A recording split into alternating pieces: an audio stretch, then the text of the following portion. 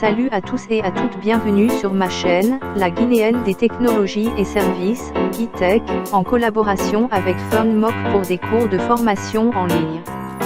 Pour commencer, merci de vous en abonner en cliquant sur le bouton s'abonner pour ne pas rater aucune des nouvelles notifications de la chaîne et de liker si le contenu vous est plu. Comment un UE est-il géré dans l'état RRC inactive? C'est ce que nous allons voir dans cette vidéo. Nous représentons sur ce dessin l'état des tunnels et connexions dans le réseau 5G pour un terminal qui est dans l'état RRC Connected, CM Connected. Une connexion radio est établie. Nous avons également une connexion entre le G-Node B et l'AMF et un tunnel de données entre le G-Node B et l'UPF. Pour transmettre au mieux les données sur la voie radio, le G-Node B a besoin de connaître les caractéristiques radio du terminal. Par exemple, sa capacité à gérer différentes bandes de fréquences ou sa capacité à émettre en modulation 64 QAM ou 256 QAM. Avec la complexification des technologies, la liste des caractéristiques radio est relativement longue. Il vaut donc mieux éviter de la transmettre trop fréquemment. L'ensemble des caractéristiques et d'autres données constitue le contexte de l'UE. Ce contexte est stocké par le G-Node B.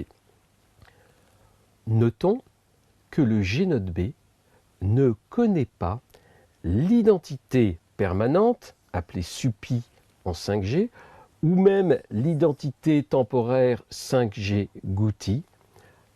Le G-Node B ne connaît que le RNTI du terminal. Lorsque on passe en état RRC inactive, la connexion radio est supprimée. Les autres connexions sont maintenues et il faut garder, si l'on veut rétablir rapidement le flux de données sur la voie radio, il faut garder le contexte de l'UE stocké dans le G-Node B. Le problème, c'est que comme on a libéré la connexion radio, eh bien, on n'a plus de RNTI. Il faut donc garder la possibilité d'identifier de façon spécifique l'UE. Pour ce faire, on va définir une nouvelle classe d'identité appelée IRNTI. Dans les spécifications, le I n'est pas explicité. On peut penser que ça veut dire intermédiaire ou intermediary RNTI.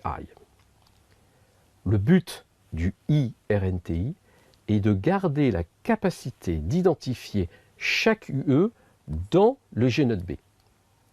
Étant donné qu'un terminal peut rester un temps assez long en état RRC inactive, on a codé le IRNTI sur 40 bits, ce qui laisse un grand nombre de IRNTI possibles.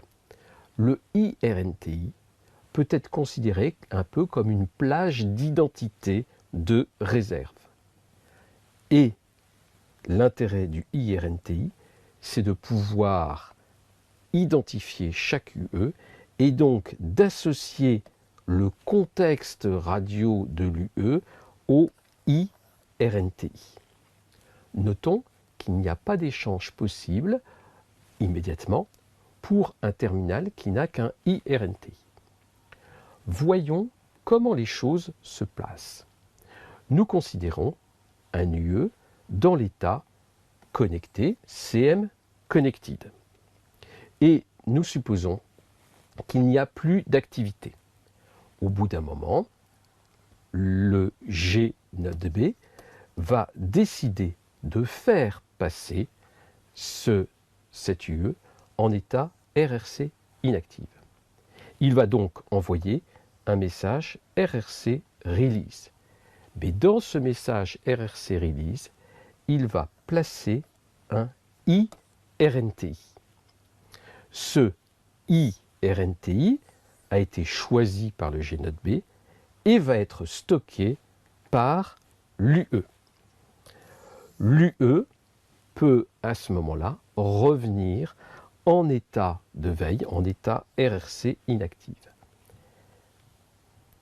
Notons que l'AMF voit toujours l'UE comme étant connecté.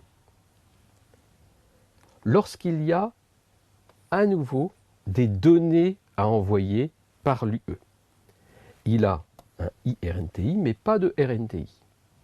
Pour acquérir un RNTI, il fait donc une procédure d'accès radio standard avec l'envoi d'un préambule, l'allocation d'un RNTI provisoire qui devient ensuite définitif.